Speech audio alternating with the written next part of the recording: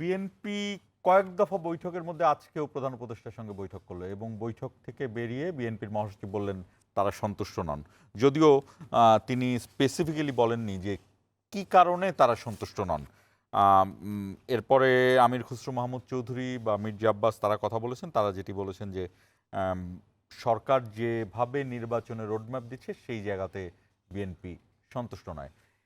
একই সঙ্গে আজকে রাজধানীতে আরও বেশ কিছু ঘটনা ঘটেছে, যেমন মার্কিন দুই উপসহকারী মন্ত্রী এসেছেন এবং তাদের সঙ্গে সবগুলো দল দেখা করেছে। বিএনপি দেখা করেছে, জামাত ইসলামী দেখা করেছে, নাগরিক পার্টি দেখা করেছে এবং সেখানে জামাত ইসলামী আজকেই প্রথম একটি টাইম ফ্রেম দিল। তারা বেরিয়ে জানালো যে এই দুই মন্ত্রীর সাথে দেখা হওয়ার পরে তারা বলেছে যে নির্বাচন খুব দ্রুত হওয়া উচিত, আগামী রমজানের আগেই হয়ে যাওয়া উচিত। এবং আরেকটি গুরুত্বপূর্ণ কথা বলা যেতে পারে, সেটি হলো যে নতুন যে দলটি নাগরিক পার্টি এনসিপির আহ্বায়ক নাহিদ ইসলাম তিনি জানিয়েছেন যে মৌলিক সংস্কার না হলে তারা ভোটে নাও যেতে পারেন, এরকম একটি ইঙ্গিত দিয়েছেন। এবং একইভাবে বিএনপিও সেই দুই মন্ত্রীর সাথে বৈঠক করেন এবং সেখান থেকেও বিএনপিও বেরিয়ে বলেন যে নির্বাচনটাই প্রয়োজন। আমরা ইস্পাহানি মির্জাপুর জিরো আওয়ারের আজকের যে বিষয়, সেই বিষয়টি হলো সমসাময়িক রাজনৈতিক প্রসঙ্গ। আমাদের সঙ্গে আলোচনায় যুক্ত হতে বিএনপির সহসাংগঠনিক সম্পাদক ব্যারিস্টার মীর মোহাম্মদ হেলাল উদ্দিন, মীর হেলাল নামে আমরা যাকে খুব পরিচিতভাবেই চিনি, এবং আমাদের সঙ্গে রয়েছেন জগন্নাথ বিশ্ববিদ্যালয়ের রাষ্ট্রবিজ্ঞান বিভাগের চেয়ারম্যান মেজবাউল আজম সওদাগর। আপনাদের দুইজনকেই স্বাগত জানাচ্ছি। দর্শক, মূল আলোচনা শুরু করব তার আগে জানিয়ে দেই আমাদের ইস্পাহানি মির্জাপুর জিরো আওয়ার বৈশাখী টেলিভিশনের পর্দার পাশাপাশি বৈশাখী টেলিভিশনের ফেসবুক এবং ইউটিউব পেজেও সরাসরি সম্প্রচারিত হচ্ছে। আপনারা সেখানে কমেন্ট করে জানাতে পারবেন। আপনাদের পরামর্শ যদি থাকে, আমাদের এই দুই অতিথির কাছে কোনো কিছু জানতে চাওয়া থাকে, সেটিও জানাতে পারবেন। আমরা দেখে আসছি বৈশাখী টেলিভিশনের আজকের যে প্রধান শিরোনামগুলো, সেগুলো দেখে এসে আমরা আলোচনা শুরু করব। সন্তুষ্ট নয় বিএনপি, প্রধান উপদেষ্টার সঙ্গে বৈঠক শেষে জানালেন ফখরুল। টাইম ম্যাগাজিনে 100 প্রভাবশালী তালিকায় ডক্টর ইউনূস। আগামী রমজানের আগে নির্বাচন চায় জামায়াত, দুই মার্কিন উপমন্ত্রীর সাথে বৈঠক। মৌলিক সংস্কার না হলে ভোটে যাবে না এনসিপি। ডিসেম্বর ধরে নির্বাচনী প্রস্তুতির পথে কমিশন, জুলাইয়ের মধ্যে আনুষ্ঠানিক রোডম্যাপ প্রকাশের প্রত্যাশা। দ্রুতই বিচার বিভাগের সচিবালয়ে বাস্তবায়ন হবে বললেন প্রধান বিচারপতি। স্বাধীন বিচার বিভাগ প্রতিষ্ঠায় আইনজীবী ও সাংবাদিকদের সহায়তা কামনা। এবং 6 দফা দাবিতে রাজধানী সহ দেশের বিভিন্ন জায়গায় পলিটেকনিকের শিক্ষার্থীদের বিক্ষোভ। সড়ক রেলপথ অবরোধে সাধারণ মানুষের চরম ভোগান্তি। শুনছিলেন শিরোনাম, এবার আলোচনায় আসি। মীর হেলাল, আপনাকে দিয়ে শুরু করতে চাই।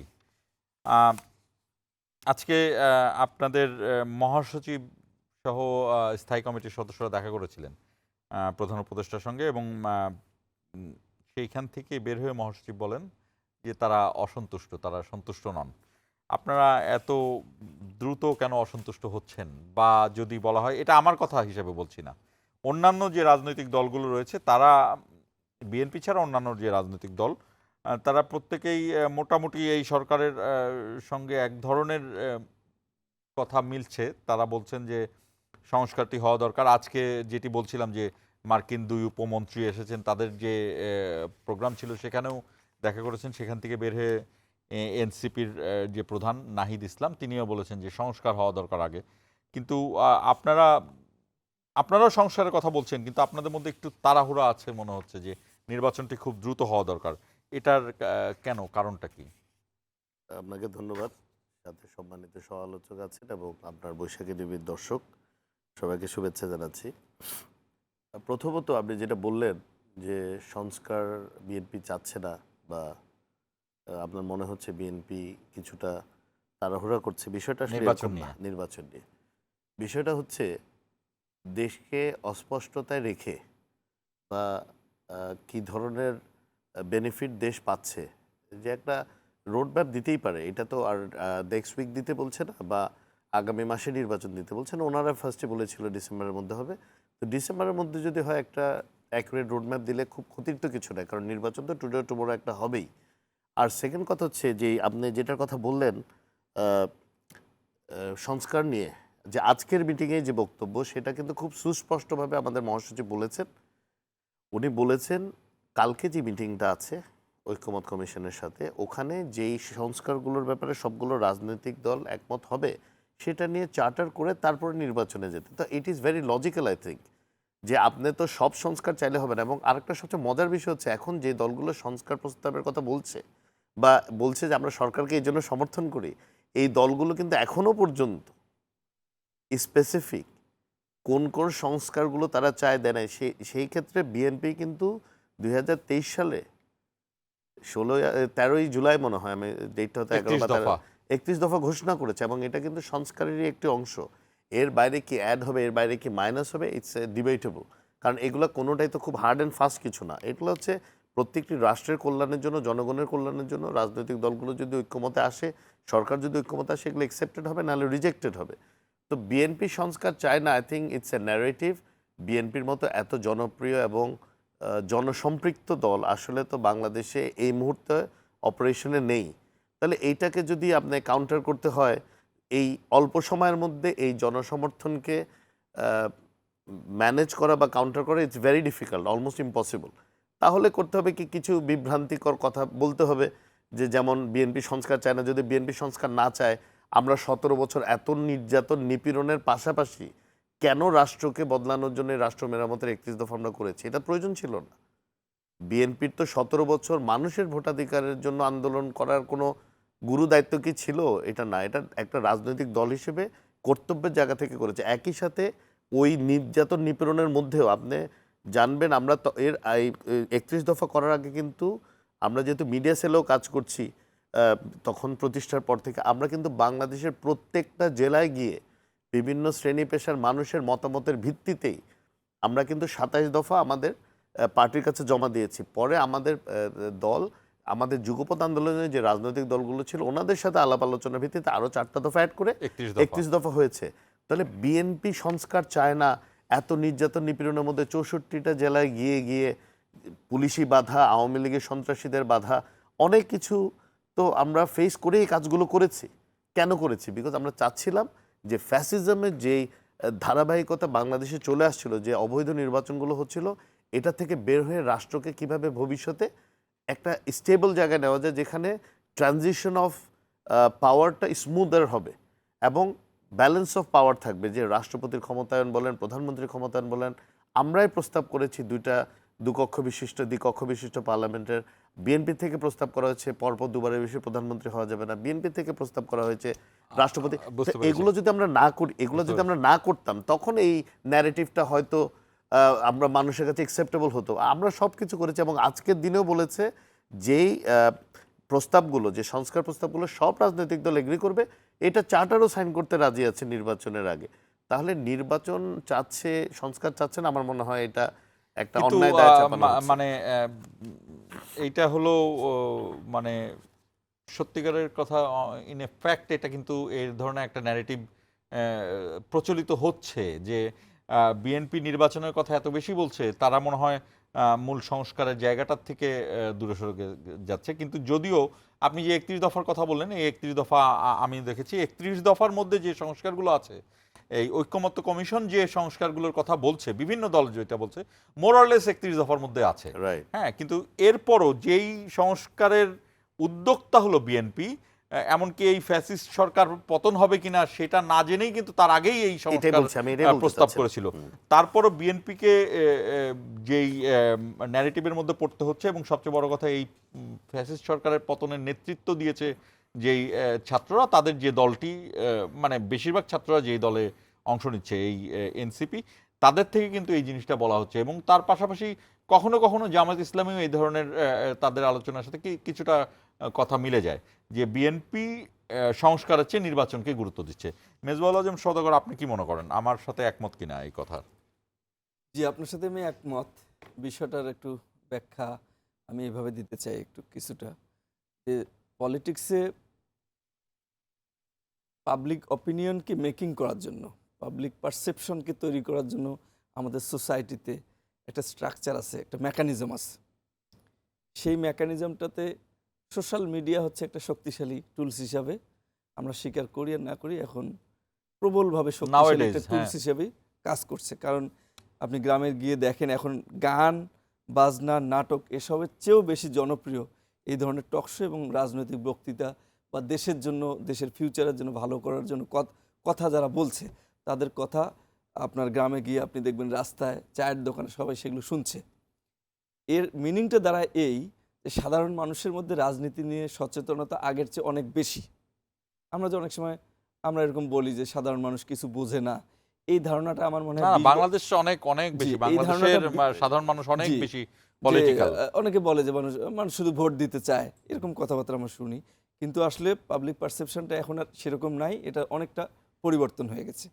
এবং পাবলিক বাংলাদেশে কি কি ধরনের সংস্কার করা দরকার, কোথায় সমস্যা, ইভেন তরুণ প্রজন্ম তারাও এটা বুঝে ফেলেছে যে আমাদের পলিটিক্সের সমস্যাটা কোথায়, কি কারণে আমাদের দেশটা এগোতে বিএনপি পারছে না। নেতাদের তাহলে কেন বলতে হচ্ছে যে তারা মিডিয়া ট্রায়ালের মুখে পড়লেন? আচ্ছা, এই আক্ষেপটি এটাই আমি কেন বলতে বিএনপি চাচ্ছি। নেতাদেরকে আমি সেটাই বলতে হচ্ছে? চাচ্ছি।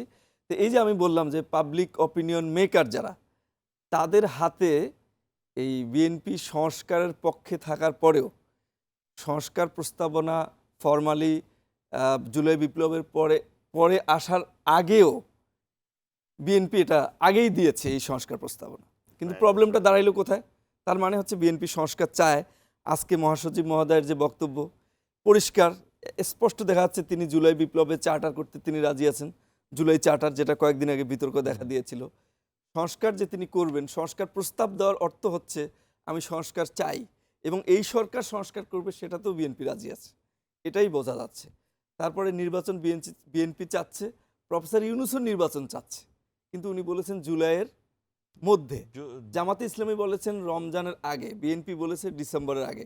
নির্বাচন চায় না এই কথাটা কিন্তু ভালোভাবে প্রতিষ্ঠিত নয় যে কেউ নির্বাচন চায় না। নির্বাচন চায়, সময়টা কারোর সাথে গভর্নমেন্টের 3 মাসের পার্থক্য, বিএনপির সাথে 6 মাসের পার্থক্য, এটুকুই। তবে আমার ধারণা জুন যেহেতু বর্ষাকাল, মে এবং জুন, আমার ধারণা যে আমার একটা পারসেপশন যে মেয়ের মধ্যে তার আগেই নির্বাচনটা হবে। হয়ে যাবে। এখন আমি যেটা বলতে চাচ্ছি যে পাবলিক অপিনিয়ন মেকার যারা বর্তমান সময়, এই পাবলিক অপিনিয়ন মেকারদের হাতে টুলসটা তুলে দিল কে? আমরা যদি খেয়াল করি যে বিএনপির এতগুলো ইতিবাচক দিক থাকার পর কিছু কিছু নেতাকে কেন রাজনৈতিক ময়দানে মিডিয়ার সামনে এসে বলতে হবে সরি আপনার সংস্কার করার কেউ নন? এটি একটা ব্যাপার। কেউ বলতেছেন আপনারা সংস্কার করলে আমরা এটা বাতিল করে দেব, আমরা এটা মানব না। আমি শুধু 2টা এক্সাম্পল দিলাম, আবার মনে হয় লিস্ট করলে আরো অনেকগুলো পাওয়া যাবে। এই কথাগুলো বলার মধ্য দিয়ে এই ধারণাটা প্রবল হয়েছে যে বিএনপি সংস্কার চাচ্ছে না, কারণ এত বড় বড় লিডারের মুখ থেকে এত বড় এই ধরনের কথা আসতেছে। তা আমার কথা হচ্ছে যে এই ধরনের কথা তো এই বড় লিডারদের মুখ থেকে আসার কথা ছিল না। কথা তো ছিল এইটা যে সংস্কার প্রস্তাব আমরা দিয়েছি, আমরা বরং জুলাই বিপ্লবের আগেই প্রস্তাব দিয়েছি, আগেই আমরা এটা চেয়েছি, এখনও আমরা এটা চাই এবং এই সরকার করবে, এখনও আমরা এটা চাই। দেখেন পার্থক্যটা কোথায় দাঁড়াচ্ছে। এই কথাগুলো যে বলা হচ্ছে, তাহলে বলা হচ্ছে যে এই হু আর ইউ, এরকম একটা কথা বলা আছে, আপনি কে, সরি আপনার এটা ম্যান্ডেট নাই, এই ধরনের অনেকবার। কিন্তু তাহলে সংস্কার প্রস্তাব আমরা কাকে দিচ্ছি, কাকে করার জন্য বলছে? আজকেও তো প্রমাণ হলো যে এই গভর্নমেন্টের সংস্কার করবে, এটা বিএনপি চায়। আবার কোনটা চায় সেটাও বিএনপি মতামত দিয়েছে। আবার জুলাই বিপ্লবের যে চার্টার তৈরি করার কথা বলেছে সেটাও তো বিএনপি বুঝতে পারছি। প্রত্যেকটাতেই বিএনপি এই মেজবাহুল আজম সওদাগরের সঙ্গে আমি আরেকটি জিনিস বলতে চাই। এই যেই ছাত্ররা আপনাদের একসাথেই এই আন্দোলনে বিএনপির অবস্থান পরিষ্কার করেছে, একটি কৌশলীভাবে সেই সময় হয়তোবা বিএনপি মহাসচিব সরাসরি বলেনি যে আন্দোলনে বিএনপি ছিল, সেটি একটি কৌশল ছিল, রাজনৈতিক কৌশল ছিল, এটি আমরা অনেকে জানি। কিন্তু এখন প্রতিষ্ঠিত যে বিএনপির ছাত্রদল এবং বিএনপির আপামর যে তৃণমূলের যে সংগঠনে, তারাও এই গণ অভ্যুত্থানে ছিল। এরপরও আসলে আপনাদের এই ন্যারেটিভের জায়গাটায় আপনারা কোন জায়গাটা মিস করছেন? আপনার কি মনে হয়, আপনারা কি মিস করছেন, না you are in your right way? না, আমি যেই আজকে কথা যেভাবে শুরু করলাম, এটা হচ্ছে in line with our chairman mister Tarique Rahman. আসলে পার্টিতে অনেক বড় দল, আমাদের ধরেন দল হিসেবে আমরা যতটুক, আমি পার্সোনালি বলছি যে আমাদের নেতা যা বলবেন, আমাদের মহাসচিব যে স্টেপটা নেবেন, এটা হচ্ছে আমার পার্টির অফিসিয়াল স্ট্যান্স। বাকিগুলো হচ্ছে ব্যক্তিগত মতামত। এখন হচ্ছে কি, আমরা হয়তো ব্যক্তিগত মতামতটা এমনভাবে উপস্থাপন করছি মনে হচ্ছে এটা পার্টির স্ট্যান্ড। তারেক রহমান সাহেব শুরুর থেকে নিয়ে আজকের দিন পর্যন্ত এই সরকারকে সব ধরনের সহযোগিতা করে আসছে। আমার মনে আছে যখন পুলিশিং শুরু হয় না তখন আমাদেরকে দায়িত্ব দিয়েছে, তোমরা এনশিওর করো যেন এলাকাগুলো নিরাপদ থাকে। আমরা প্রাইভেট পেট্রোলের আয়োজন করেছি। এরপরে যখন বন্যা হলো, বন্যাতে উনি হেল্প করতে বলেছেন।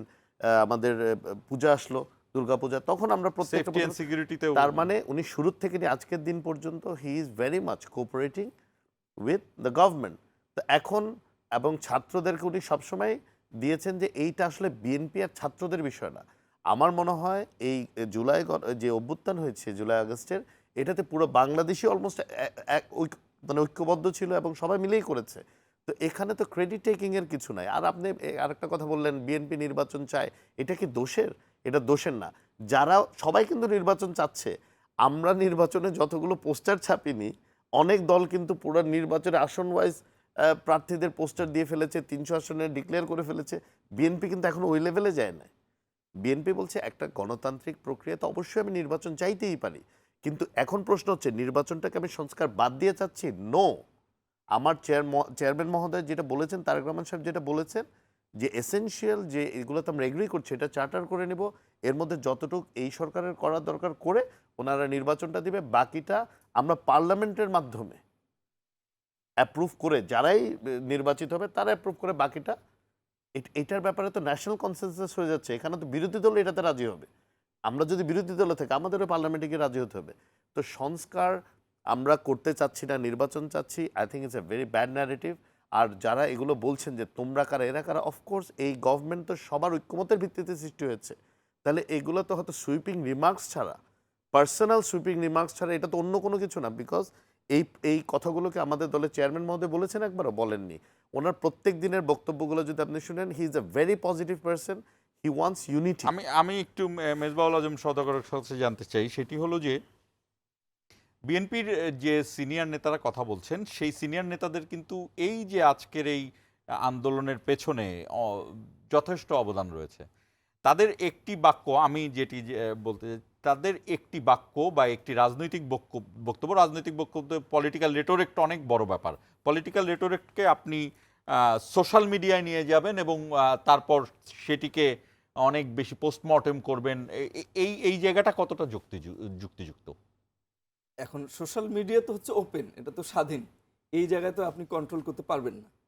এইটা হচ্ছে বড় প্রশ্নটা, হচ্ছে যে ভারপ্রাপ্ত চেয়ারম্যানের যে বক্তব্যগুলো দিচ্ছেন, আপনি 5 আগস্টের আগে বলেন অথবা 5 আগস্টের পরে থেকে আপনি প্রত্যেকটা বক্তব্য আমি শুনেছি, আমার মনে হয় কোনোটাও মিস করিনি। আমার ধারণা আমি একটা নেগেটিভ বক্তব্য পাইনি বর্তমান সরকার সম্পর্কে, একটা, নট এ সিঙ্গেল বক্তব্য আমি পাইনি।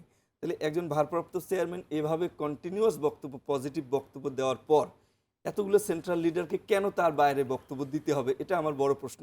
আপনি যে প্রশ্নটা করলেন, এই প্রশ্নটা হচ্ছে আমার প্রশ্নটা বেশি ইম্পর্টেন্ট, যে কেন নেগেটিভ বক্তব্যটা দিতে হবে। এটার পরিবর্তে আমরা যদি সংস্কার প্রস্তাবকে বেশি করে সামনে নিয়ে আসতাম, আমরা যদি জুলাই চার্টার যেটা ঘোষণার কথা বলা হচ্ছে, আমার একটা প্রশ্ন আছে যে সিনিয়র নেতারা সংস্কারের বিরুদ্ধে বলছে তা না, কিন্তু সিনিয়র নেতাকে আপনারা যেভাবে সোশ্যাল মিডিয়ায়, আমি দু একটার কথা বলতে চাই, সেই জায়গাটিতে আপনি কিভাবে, আপনার কথার সাথে একমত যে আপনি যে প্রশ্ন তুলেছেন সেটি ঠিক আছে, কিন্তু তাই বলে রাজনীতির জায়গায় এই সিনিয়র নেতাদেরকে আপনি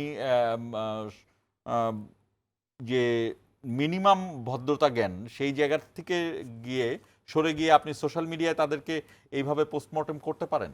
আচ্ছা, হ্যাঁ, আপনি ভদ্রতার প্রশ্নটা আমরা তুলতে পারি, যে কে কি বিষয়ে কথা বলছে, কিভাবে কথা বলছে, সেই প্রশ্নটা আমরা তুলতেই পারি আর কি। এটা জেন্টলম্যানস এগ্রিমেন্ট থাকে রাজনীতিতে। রাইট, জেন্টলম্যানস এগ্রিমেন্ট, এটা আমরা তুলতে পারি। এটা বাংলাদেশের পলিটিক্যাল কালচারের সাথে সম্পৃক্ত। আপনার এক্সিস্টিং যে পলিটিক্যাল কালচার, এটার সাথে যারা অভ্যস্ত, কথা বলে, এটার সাথে সম্পৃক্ত।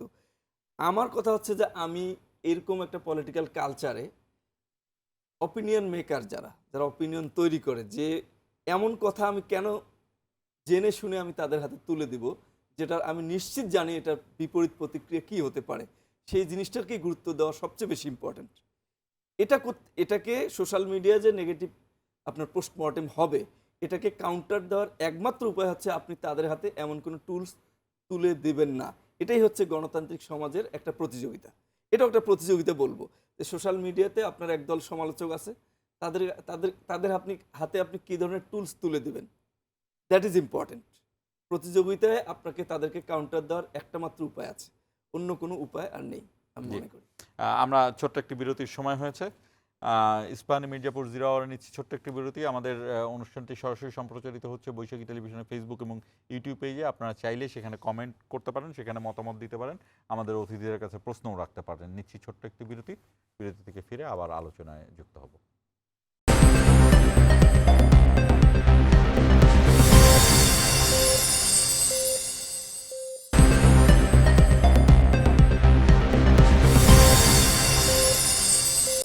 দর্শক আবার স্বাগত ইস্পাহানি মির্জাপুর জিরো আওয়ারে। যে কথাটি বলছিলাম যে একটি একজন বর্ষিয়ান রাজনীতিবিদ এবং তার মুক্তিযুদ্ধ থেকে শুরু করে আজকের যে জুলাই অভ্যুত্থান, সেই অভ্যুত্থান পর্যন্ত এই বয়সে 70, 75 বা 80 বছর বয়সেও তারা যে অবদান রেখে গিয়েছেন, সেই জায়গা থেকে আপনি রাজনৈতিক জেন্টলম্যানস এগ্রিমেন্টে আপনি কতটুকু বলতে পারেন, সেই জায়গাটি বলছিলাম।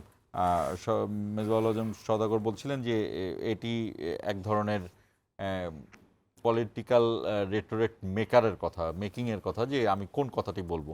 ঠিক আছে, সেই জায়গাতে কিন্তু জেন্টলম্যানস এগ্রিমেন্ট হিসেবে তো আমরা সেই এই বিষয়গুলোকে ছাড় দিতে পারি। মীর হেলাল কি বলেন, আপনার কি মনে হয়? আসলে আমি বলি এটা একটা পার্সপেক্টিভের ব্যাপার। হ্যাঁ, ধরেন কিছুদিনের মানে অল্প কিছুদিনের মধ্যে আমাদের বেশ কয়েকজন সিনিয়র নেতার ব্যাপারে খুবই অ্যাগ্রেসিভ মিডিয়া ক্যাম্পেইন হয়েছে, আমি দেখেছি। বিশেষ করে সোশ্যাল মিডিয়াতে, মেইন স্ট্রিম মিডিয়াতে এগুলো হয় নাই। তো যাই হোক, social media is a very strong platform now. তো কন্টেন্টগুলো করতেই পারে, কিন্তু অ্যাকচুয়ালি কন্টেন্টের যেই মানে সাবজেক্ট ম্যাটার বা যেই কন্টেন্টগুলো ওনারা দিয়েছে, আমার মনে হয় এটা খুব হার্শ হয়ে গেছে।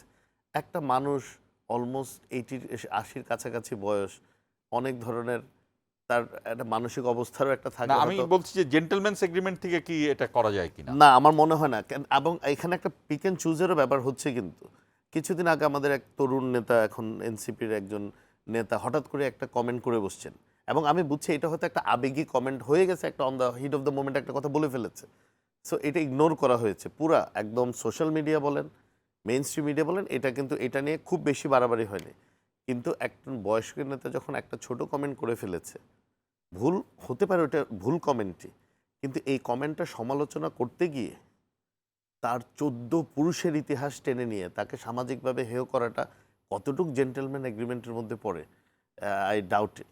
আমার মনে হয় এতটুক যাওয়া উচিত না। অবশ্যই আমরা যারা পাবলিক ডোমেনে আছি, we are open to criticism, but the criticism should strict or limit to our work. আমাদের পরিবার না, জি, মানে এবং আমাদের তার যে যেহেতু আমরা অবদান, রাজনীতিবিদ, তার যে অবদান, মুক্তিযুদ্ধ করেছেন, সবকিছু করেছেন, অতীত দেশের জন্য অবদানগুলোও- রাজনৈতিকভাবে অবদান করেছেন। এবং আমি আবারও বলছি, একজন রাজনৈতিক কর্মী হিসেবে আমরা যখন 10টা কাজ করি, 3টা-4টা ভুল হতেই পারে, এবং সেই কাজের সমালোচনা অবশ্যই হবে। কিন্তু সেই সমালোচনাতে যদি আমার বাবা মা, দাদা দাদি, নানা নানি সবাইকে টেনে আনেন, তাহলে আমার মনে হয় এটা আমাদের উপরও কিছুটা অবিচার হয় বলে আমি মনে করি। আমার কাজের অবশ্যই সমালোচনা হবে, আমার কর্মের সমালোচনা হবে। একজন রাজনৈতিক কর্মী হিসেবে আমি কি ভুল করছি এটা সমালোচনা হবে। আমার ভুলের জন্য আমার মৃত বাবা মা, আমার দাদা দাদি, নানা নানি সবাইকে টেনে নিয়ে, বউ বাচ্চা টেনে নিয়ে, আমার মনে হয় এটা একটু এক্সেসিভ হয়ে যায়। আমার মাঝে মধ্যে মনে হয় এটা। আচ্ছা, মেজবাউল আজম সওদাগর, আমরা বিষয়টিকে আরেকটু অন্যভাবে যেতে চাই। সেটি হলো যে আসিফ নজরুল একটি কথা বলেছেন, নির্বাচন কোনোভাবেই জুনের পরে যাবে না, এবং ইলেকশন কমিশন আজকে একটি বিষয় জানিয়েছে যে জুন জুলাই ভোটের কর্মপরিকল্পনা নিয়ে তারা এগোচ্ছে, এবং তারা গতকালকে সরকারি প্রেসের সাথে কথা বলেছেন, ব্যালট পেপার ছাপানোর কথা বলেছেন, তারাও এইভাবেই এগোচ্ছেন। আমার প্রশ্ন হলো যে এই আসিফ নজরুল যেটি বলেছেন যে বিএনপিকে ক্যাটাগরিক্যালি বলেছি যে নির্বাচন কোনোভাবেই জুনের পরে যাবে না। বিএনপি যেহেতু সবচেয়ে বড় দল, সেহেতু বিএনপির প্রতি এই কথাগুলো বলা হচ্ছে। আমার কথা হলো যে বিএনপির এই সংখ্যাটি কেন, যে ডিসেম্বরের পরে, আজকে মির্জা ফখরুলের কথাতেই থাকি, তিনিই বলেছেন যে ডিসেম্বরের পরে যদি ভোটের সময় যায় তাহলে পরিস্থিতি আরও অবনতি ঘটতে পারে, এই ধরনের একটি কথাও বলেছে। তো বিভিন্ন দিক থেকে এতটা আশ্বাস দেওয়ার পরেও কেন বিএনপিটা মনে করছে? নিশ্চয়ই বড় দল হিসেবে তাদের আশঙ্কা অবশ্যই অভিজ্ঞতার আলোকেই তারা নিচ্ছে, কেন মনে করছে? হ্যাঁ, অবশ্যই সঠিক বলেছেন আপনি, কারণ বিএনপি একটি অনেক বড় দল এবং তাদের বিশাল একটা পলিটিক্যাল এক্সপেরিয়েন্স রয়েছে। এর অন্যতম পলিটিক্যাল একটা এক্সপেরিয়েন্স হচ্ছে 111। 111 ভীতি এটা বিএনপির মধ্যে রয়েছে আমি মনে করি, এবং নির্বাচনকে বিলম্বিত করার কোনো ধরনের চেষ্টা যখনই একটা পলিটিক্যাল পার্টি হিসেবে তারা দেখছেন, তখন তারা সেই আশঙ্কাটা তো স্বাভাবিকভাবেই তারা ব্যক্ত করতে পারেন। এটার মধ্যে আমি অন্যায় কিছু দেখি না, কারণ একটা পলিটিক্যাল পার্টির প্রাইম ফাংশন হচ্ছে যে সে নির্বাচন চাবে এবং যে কোনো ধরনের ডিপলিটিসাইজেশন প্রসেসের কোনো প্রসেসকে যদি তারা দেখতে পায় সামনে এই ধরনের সম্ভাবনা, সেটার তারা বিরোধিতা করবেন, এটি স্বাভাবিক একটা প্রক্রিয়া। কিন্তু বিষয়টা আছে কিনা বিতর্কটা কি নিয়ে আসলে তৈরি হয়েছে, বিতর্কটা তৈরি হয়েছে আসলে কিন্তু সময় নিয়ে। এবং আমি মনে করি যে বিতর্কটা এতদিন এটা নিয়ে চললো, এই বিতর্কটার আজকে মির্জা ফখরুল ইসলাম আলমগীরের বক্তব্য থেকে এই বিতর্ক আর থাকবে বলে আমি মনে করছি না। কারণ মির্জা ফখরুল ইসলাম আলমগীরের কথার মধ্যে একটা পার্থক্য আমি আপনাকে বলে দিই। তিনি কিন্তু সিঙ্গাপুরে যাওয়ার আগে যেটা বলেছিলেন যে বিএনপি রাস্তায় নামবে, আজকে কিন্তু তিনি রাস্তায় নামার কথা বলেননি। আজকে তিনি বলেছিলেন যে দেশের অবস্থা খারাপ হতে পারে, এই ধরনের কথা তিনি বলেছেন। কিন্তু বিএনপি রাস্তায় নামবে এই ধরনের কথা তিনি বলে, এটা দ্বারা বোঝাচ্ছে যে বিএনপি উনি যতই বলুক যে আমরা অসন্তুষ্ট, কিন্তু আমি মনে করি এটা সার্বিকভাবে সবাই মিলে একটা ঐক্যমতের দিকে যাচ্ছে এবং বিএনপি এটা কি এক ধরনের political pressure? Definitely it's a political pressure. BNP তা নাহলে আজকে আরও কঠিন কথা বলতো, মহাসচিব মহোদয় আরও কঠিন কথা বলবো যে বিএনপি নিশ্চিতভাবে আমরা রাস্তায় নামবো, আমরা আন্দোলনের ডাক দিব, এ ধরনের কথা বলছি। সেরকম কিন্তু তিনি বলেননি। তিনি অত্যন্ত সফটভাবে বলেছেন যে আমরা সন্তুষ্ট নই। কী কারণে সন্তুষ্ট নই, পরিষ্কার যেটা বোঝা গেল সেটা হচ্ছে নির্বাচনের রোড ম্যাপটা দেয়া হয়নি। কারণ রোড ম্যাপ বলতে কি বোঝায়? রোড ম্যাপ বলতে বোঝায় যে আপনার নির্বাচনের তফসিল দেয়া, নির্বাচনের ডেট ঘোষণা করা। এগুলো তো আসলে যদি আমি জুন ধরলাম না, যদি মার্চেও নির্বাচন হয়, তাহলে এখন আপনার 8 মাস 3 মাস 11 মাস আগে এই রোড ম্যাপটা দেয়া এটা লজিক্যাল নয়। সর্বোচ্চ 3 থেকে 4 মাস আগে রোড ম্যাপটা দেওয়া হচ্ছে লজিক্যাল।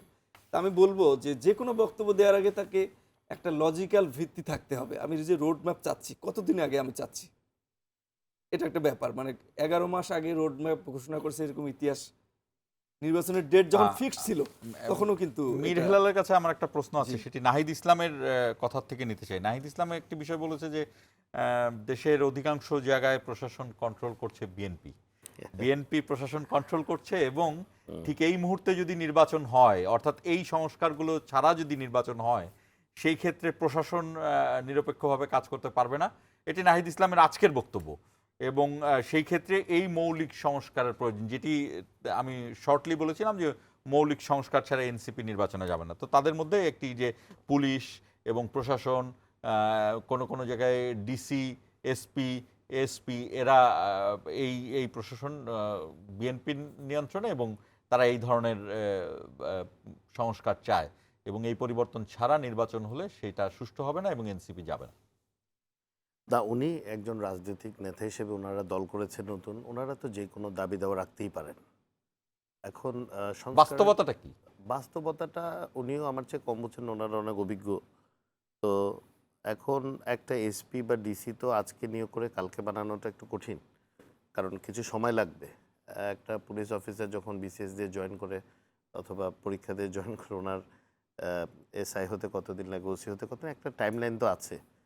তো আমাদের যে সংস্কার প্রস্তাবগুলো আসলে আমরা প্রস্তাব করছি, আমার মনে হয় এটা বাস্তবতা বিবর্জিত হলে হবে না, এটা তো বাস্তবতার সাথে কিছুটা সামঞ্জস্যপূর্ণ হতে হবে। তো আমার তো মনে হয় যে আওয়ামী লীগের যারা ছিল তাদের অধিকাংশ ক্ষেত্রেই যারা খুব দাগি বা করাপ্টেড বা দুর্বৃত্ত যারা অফিসার ছিল, ম্যাক্সিমাম জায়গা থেকে ওনাদেরকে রিমুভ করা হয়েছে বা চেষ্টা করা হচ্ছে সরাতে। সিভিল অ্যাডমিনিস্ট্রেশনও তাই। বাট ওভারনাইট এটা করা সম্ভব না। এটা তো প্রায় 5-10 বছর প্রক্রিয়াগতভাবে লেগে যাবে। যদি এভাবে করে আপনি পুরোটাই একটা চেঞ্জে আনতে চান, আপনি রিক্রুটমেন্ট করবেন, এরা একটা টাইমলাইনে যাবে আসবে।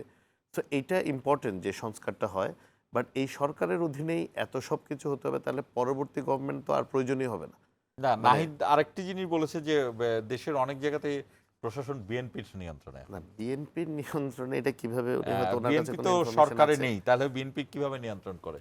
এটা আমি যেটা বললাম, আসলে বাংলাদেশ এই মুহূর্তে আপনি যদি নিউট্রালি দেখেন, সবচেয়ে বৃহত্তম রাজনৈতিক দল এবং সবচেয়ে জনসম্পৃক্ত রাজনৈতিক দল কিন্তু বিএনপি। এখন বিএনপির বিরুদ্ধে আর বলার মতো আসলে এত বছর ক্ষমতার বাইরে ছিলাম, এতগুলো হামলা খেয়েছে, এতগুলো নেতাকর্মী হত্যা করেছে, গুম করেছে। তা এখন ধরেন এই যে সংস্কার চাই না এটা একটা কথা বলে, এখন বলছে প্রশাসন আমাদের, অথচ আমরা প্রতিনিয়ত আপনি দেখবেন যে অনুষ্ঠানগুলো হয় এগুলো কিন্তু আমরা নিজেরাই করছি, আমাদেরকে কোনো ডিসিও বাস ভাড়া করে দিচ্ছে না বা কোনো ব্যবস্থা করে দিচ্ছে না, এগুলো আমাদের নিজেরই করতে অন্য কোনো হচ্ছে। দলকে ভাড়া করে দিচ্ছে নাকি? না এরকম সামাজিক মাধ্যমে দেখেছি, হয়তো সত্যি না হয়তো সত্যি হতে পারে। তো আমরা যেটা বলি এগুলো পলিটিক্যাল রেটরিক, অনেক কথা বলবে, but it should all be taken in good spirit. উনি বলেছে এটা একটা ডিবেটেবল বিষয়, উনি ডিবেট করবে, আমরা ডিবেট করবো, দ্যাটস ওকে। কিন্তু দিন শেষে আমাদের কিন্তু সবার দেশের কথাটাও চিন্তা করতে হবে, জনগণের কথাটা চিন্তা করতে হবে। একটা ছোট কথা বলে আমি একটু এই পার্ট শেষ করছি। দেখেন, আমাদের দেশে কর্মসংস্থানের জন্য সবচেয়ে বেশি ইম্পর্টেন্ট হচ্ছে কিন্তু বিনিয়োগ। কোনো সময়ই আনস্টেবল দেশে কোনো বিদেশি বিনিয়োগ করবে না, যতই প্রতিশ্রুতি দিক, প্রতিশ্রুতি করে রাখবে, সব কোম্পানি ফর্মালিটিস রেডি করে রাখবে বিডাতে, কিন্তু ইনভেস্টমেন্ট 1 টাকাও আনবে না। They will wait for the country to stabilise. এটা যেমন আমাদের বুঝতে হবে, এটা সকলের বুঝতে হবে। এবং আরেকটা কথা আপনি ওনাকে জিজ্ঞেস করেছেন, এটা আমি একটু ওনার সাথে সাপ্লিমেন্ট করি, বিএনপি কেন ভয় পাচ্ছে বা বিএনপি কেন অ্যাপ্রিহেন্সিভ। আমি শুরুতেই কিন্তু কথাটা বলেছিলাম যে এত অস্পষ্টতা রাখার দরকার নেই, কোন দিন তফসিল ঘোষণা করবেন এটা বলার দরকার নেই, স্পেসিফিকলি বলে দিবে এইখান থেকে এখানে নির্বাচনটা হবে, এই ডেটের মধ্যে নির্বাচনটা হবে, এই মাসে নির্বাচনটা হবে। তাহলে কিন্তু সবার ফোকাসে একটা কথা বন্ধ হয়ে যাবে নির্বাচন নিয়ে, তখন সংস্কার নিয়ে কথা বলবে। যেহেতু এখানে অস্পষ্টতা রাখা হচ্ছে, এক একজন এক এক রকম বক্তব্য দিচ্ছে, উপদেষ্টা মণ্ডলেরও কিন্তু ওনাদের কিন্তু এক এক হঠাৎ করে কে জানি বললো, একজন উপদেষ্টা বলল 5 বছর চায়। তো এই জনগণটা কারা? স্বরাষ্ট্র উপদেষ্টা। হ্যাঁ, তো এটা কোন জনগণ? কারণ আমরা যে জনগণের কাছে যাচ্ছি তারা তো এখন নির্বাচন চায়, তো ওনারা কোন জনগণের কাছে যাচ্ছেন যারা 5 বছর পরে চায়? তো এই ধরনের কথাবার্তা কিন্তু খুবই অসামঞ্জস্যপূর্ণ, মানে, এবং এটাতে কনফিউশনগুলো ক্রিয়েটেড হয়। আবারও একই জিনিস কিন্তু ইউনূস সাহেব, প্রফেসর ইউনূস সাহেব কিন্তু এগুলো বলছেন না, কিন্তু অনেকে বলছেন, যেটা আমরা বললাম কিছুক্ষণ আগে যে আমাদের হয়তো কিছু নেতৃবৃন্দ বলছেন কিছু কথা, কিন্তু আমাদের চেয়ারম্যান সাহেব মিস্টার তারেক রহমান উনি কিন্তু বলছেন না, উনি কিন্তু একই কথাই বলছেন যে he wants unity, he wants to take the country forward, এই গভর্নমেন্টকে উনি হেল্প করতে চায়, একটা সুষ্ঠু নির্বাচনের মাধ্যমে উনি দেশ পরিচালনার দায়িত্ব যাকেই দিবে তার উপর অর্পিত হোক, সেটা উনি চান। তো এখন এই জায়গাটাতে অস্পষ্টতাকে স্পষ্ট করলেই কিন্তু অনেক সমস্যার সমাধান হয়ে যাবে। এবং যেটা বেসিক আমার মনে হয় যে ফার্স্ট, এই শেখ হাসিনা সহ ওনার যে দুর্বৃত্তরা যেই হত্যাযজ্ঞ চালিয়েছে এটার বিচার হওয়াটা কিন্তু, এত নির্বাচন করতে দিব না, নির্বাচন করতে হবে, সংস্কার চাচ্ছে না, এটার মধ্যে কিন্তু এই জিনিসটা হারিয়ে যাচ্ছে। এবং এটা আমার সবচেয়ে আনফর্চুনেট মনে হচ্ছে যে ফার্স্ট প্রায়োরিটি হওয়া উচিত ছিল এই বিচার। কিন্তু এই যে এত নির্বাচন করতে দিব না, নির্বাচন করব না, এটা বিএনপির লোক, ওটা জামাতের লোক, এটা এনসিপির লোক, এগুলো বলে বলে আমরা কিন্তু তাদেরকে একটি স্কোপ করে দিচ্ছি। এবং এখন আপনি দেখবেন আস্তে আস্তে আওয়ামী লীগও কিন্তু 2-4 জায়গায় বেশি নামার চেষ্টা করছে, বিকজ ওরা মনে করছে দেশে তো এখন আবার একটা নতুন কেওস সৃষ্টি হচ্ছে, তাহলে আমরা এখানে ঢুকে জি, যাই। আমরা আরেকটি বিরতির সময় হয়েছে, আমরা আরেকটি বিরতি নিয়ে ফিরে এসে আবার আলোচনায় যুক্ত হব। দর্শক, ইস্পাহানি মির্জাপুর 0 আওয়ারে আবার ছোট্ট একটি বিরতি নিচ্ছি, আমাদের সঙ্গেই থাকুন, বিরতি থেকে ফিরে আবারও আলোচনায় যুক্ত হব।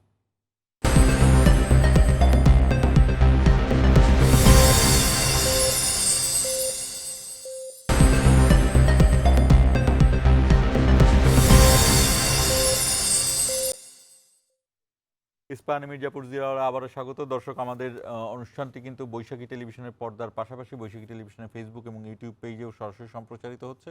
আপনারা চাইলে সেখানে কমেন্ট করতে পারেন, আপনারা সেখানে যুক্ত হতে পারেন, আমাদের অতিথিদের সঙ্গে কথা বলতে পারেন। যে কথাটি বলছিলাম যে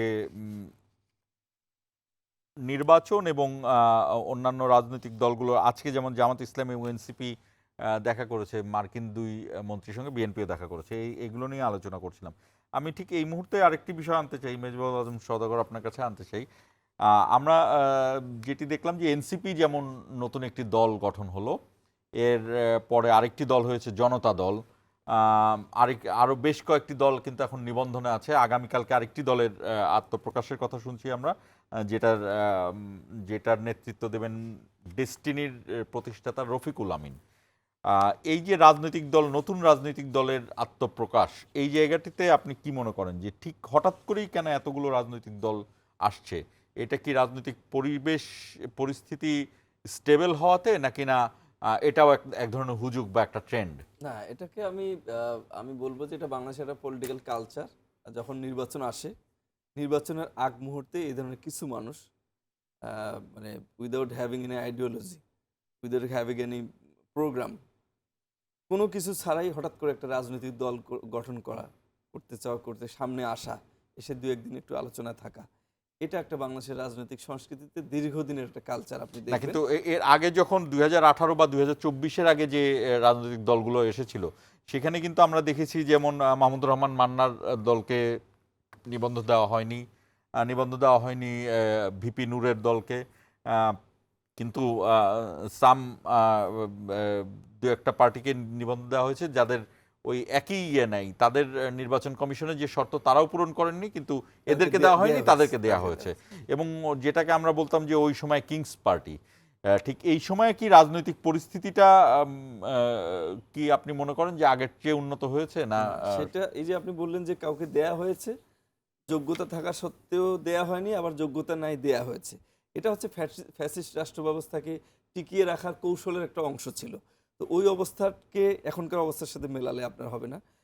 এখন যে পলিটিক্যাল পার্টিগুলো তৈরি হচ্ছে, এটা এখন পর্যন্ত প্রমাণ হয়নি যে কিংস পার্টি, কিন্তু স্বতঃস্ফূর্ততা আছে। হ্যাঁ, স্বতঃস্ফূর্ততা আছে। এবং এ ধরনের দল তৈরি হলে আমাদের মধ্যে একটা চিন্তা ভাবনা আসে যে কিংস পার্টি কিনা, একটা সন্দেহ জাগ্রত হয়। কিন্তু আমরা এই সন্দেহটা করছি, কিন্তু প্র্যাকটিক্যাল এরকম কোনো কিছু দেখা যায়নি।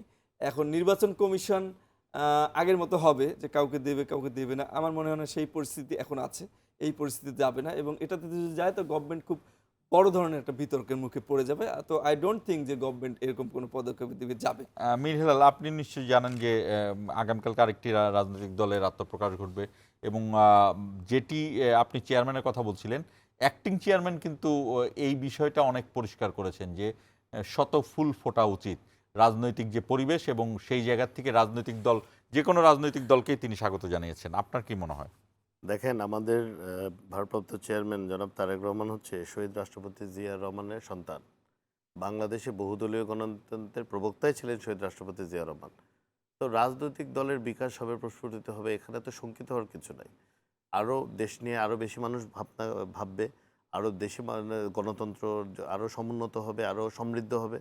তো আমার মনে হয় যতগুলো রাজনৈতিক দল রাজনৈতিক পরিবেশে যদি আসতে চায়, কাজ করতে চায়, জনগণের সাথে তাদের প্রোগ্রামটা দিতে চায় জনগণের সামনে, আমার তো মনে হয় we should all welcome them. এবং আপনি যেটা বললেন চেয়ারম্যান সাহেব ওয়েলকাম করছেন, অবশ্যই করবেন, বিকজ বাংলাদেশ জাতীয়তাবাদী দল আওয়ামী লীগের মতো দলকেও তো আবার বহুদলীয় গণতন্ত্রের মাধ্যমে তাদের রাজনীতি করার সুযোগ করে দিয়েছিল। তাহলে এখনও যারা আসবে তাদেরকে অবশ্যই আমরা ওয়েলকাম করবো, বিকজ আমরা বহুদলীয় গণতন্ত্রে বিশ্বাস করি। সেই জায়গাতে আপনারা আপনাদের রাজনৈতিক পক্ষ বেড়ে যাওয়াতে, প্রতিপক্ষ বেড়ে যাওয়াতে আপনারা কোনো শঙ্কায় থাকেন কিনা? না, আমাদের একদমই কোনো শঙ্কা নেই, কারণ আমরা জানি, আমরা কনফিডেন্ট, আমাদের দলের খুব স্পেসিফিক প্রোগ্রাম আছে। আমরা মানুষের কাছে প্রতিটি উপজেলার ওয়ার্ডে পর্যন্ত আমাদের এই প্রোগ্রাম আমরা আল্লাহর রহমতে পৌঁছে দিয়েছি, এবং আমরা রেসপন্সটাও মাঠেই দেখেছি। আপনি জানবেন 14 তারিখ শুধু বাংলাদেশের প্রতিটি উপজেলা পৌরসভাতে কিন্তু বৈশাখী শোভাযাত্রা বিএনপির পক্ষ থেকে করা হয়েছে। এবং আমি ব্যক্তিগতভাবে চট্টগ্রাম দক্ষিণ, মহানগর এবং উত্তর তিনটি জায়গায়, মহানগরে করেছি, পটিয়াতে, দক্ষিণ জেলা পটিয়াতে করেছি, আবার উত্তরে হাটাজারিতে করেছি। প্রত্যেক জায়গায় অলমোস্ট লক্ষাধিক মানুষ সমাগম হয়েছে। কেন? তারা আমাদের 31 দফাটা অ্যাকসেপ্ট করেছে, কারণ এই 31 দফায় আমার আপনার জন্য সহ বাংলাদেশের সর্বস্তরের সব শ্রেণী পেশার মানুষের জন্যই তাদের জীবন কিভাবে সহজতর করা যায়, তাদের জীবন কিভাবে সমৃদ্ধ করা যায়, তাদের জীবন কিভাবে উন্নত করা যায়, দেশকে কিভাবে পরিবর্তন করা যায়, সবার জন্য এখানে সেই বন্দোবস্ত রাখা হয়েছে, সেই প্রস্তাবনা রাখা হয়েছে। কৃষক থেকে নিয়ে যারা আমরা রাষ্ট্র যাদেরকে কর্ম ব্যবস্থা করে দিতে পারিনি, সকলের জন্যই এখানে কোনো না কোনো সংস্কার প্রস্তাব আছে। তো আমি মনে করি যেহেতু আমরা একদম প্রান্তিক পর্যায়ে যেতে পেরেছি, একদম ইউনিয়নের ওয়ার্ড, অলমোস্ট গ্রাম পর্যায়ে, আমার মনে হয় না বাংলাদেশে এই পলিটিক্যাল স্ট্রেংথ আর কোনো রাজনৈতিক দলের খুব রিসেন্টলি ইনশাল্লাহ হবে ভবিষ্যতে, বাট প্রেজেন্টে আমার কারো এটা আর আছে বলে আমার মনে হয় না। সেজন্য যত দলই আসুক, আমরা চাই ওনারা শুধু মানে নামকাওয়াস্তে রাজনৈতিক দল না হয়ে ওনারা যেন প্রান্তিক পর্যায়ে মানুষের কাছে ওনাদের আদর্শ নিয়ে, ওনাদের যে ভিশন আছে ওইটা নিয়ে, ওনাদের প্রোগ্রাম টেনে মানুষের কাছে যায়, অ্যান্ড লেট পিপল চুজ। আমরা একদম ফেয়ার ডেমোক্রেসিতে বিশ্বাস করি। মানুষ যাকে পছন্দ করবে, মানুষ যাকে নির্বাচিত করবে, সেই বাংলাদেশ রাষ্ট্র পরিচালনার দায়িত্ব পাবে ইনশাআল্লাহ। জি, মেজবাহুল আলম সওদাগর, আমরা একদম শেষ প্রান্তে যে কথাটি মীর হেলাল বললেন সেটি শুনতে কিন্তু ভালো লাগে যে রাজনৈতিক দল হিসেবে তারা সব দলকে আমন্ত্রণ জানায় এবং ফেয়ার পলিটিক্স এবং খেলাতে একটি কথা আছে যে ফেয়ার প্লেতে একটি পুরস্কারও দেওয়া হয় ওয়ার্ল্ড কাপে, আপনি জানেন। তো বাংলাদেশ বহুদিন ফেয়ার পলিটিক্স দেখেনি বাংলাদেশের মানুষ। সেই জায়গাতে ঘর পোড়া গরু সিঁদুরে মেঘ দেখলেই ভয় পায়, এটি আমাদের বাংলার একটি বাগধারা। আপনি কতটা আশ্বস্ত মীর হেলালের কথায়, অর্থাৎ একটি বাংলাদেশের এখন অন্যতম বড় দলের একজন সাংগঠনিক সম্পাদক হিসেবে তার ব্যাপ্তি আছে, সেই জায়গাতে আপনি কতটা আশ্বস্ত হন? তিনি একেবারে সঠিক বলেছেন যে গণতান্ত্রিক একটা রাষ্ট্রে যত বহুদলীয় একটা কালচার তৈরি হবে, যত বেশি দল তৈরি হবে তত ভালো। এই মুহূর্তে আরও দল তৈরি হওয়ার জন্য আমি ওয়েলকাম জানাবো। এই ধরনের আরও দল যদি তৈরি হয়, কারণটা হচ্ছে আরেকটা বড় দলের অনুপস্থিতি, তারা নির্বাচন করতে পারবে না বলেই মনে হচ্ছে। তো যত দল তৈরি হবে তত ডেমোক্রেসির সৌন্দর্য বাড়বে। এবং উনি যেভাবে বললেন প্রত্যেকটা পলিটিক্যাল লিডারের ঠিক এই অ্যাপ্রোচেই আমার মনে হয় কথা বলা উচিত। এই ছোট ছোট জিনিসগুলোকে প্রতিপক্ষ না ভেবে অত্যন্ত সুন্দরভাবে কথা বলা উচিত। প্রতিপক্ষ হওয়া, বিএনপির মতো একটা বড় দলের হঠাৎ করে কেউ প্রতিপক্ষ হতে পারে না, কিন্তু আমি জোর করে কেন একজনকে প্রতিপক্ষ বানাবো? যে আমার একেবারে মনে হয় যে আমার প্রতিপক্ষ হয়ে গেলো, ওর কাছে বোধহয় আমি হেরে যাচ্ছি বা ওর সমান সমান হয়ে গেছি। এটা কিন্তু ছোট দলগুলো বিএনপিকে বানায়নি। বিএনপির কিছু কিছু লিডারের মুখে এরকম বক্তব্য আমরা শুনেছি যে ওই দলগুলোকে প্রতিপক্ষ বানানোর। হেলাল ভাই যেভাবে বললেন এটাই হচ্ছে সঠিক অ্যাপ্রোচ আমি মনে করি। তো লিডাররা ওই দিকেই যাবে আমি আশা করি। আর আমি আরেকটা জিনিস বলবো, আজকে মির্জা ফখরুল ইসলাম আলমগীরের যে বক্তব্য প্রফেসর ইউনূসের সাথে বৈঠকের পরে, সেই বক্তব্যটাই প্রত্যেকের মুখে যেন আমরা শুনতে পাই ভবিষ্যতে। যেমন তিনি জুলাই চার্টার তিনি স্বাক্ষর করবেন, তিনি কিন্তু বলে দিয়েছেন।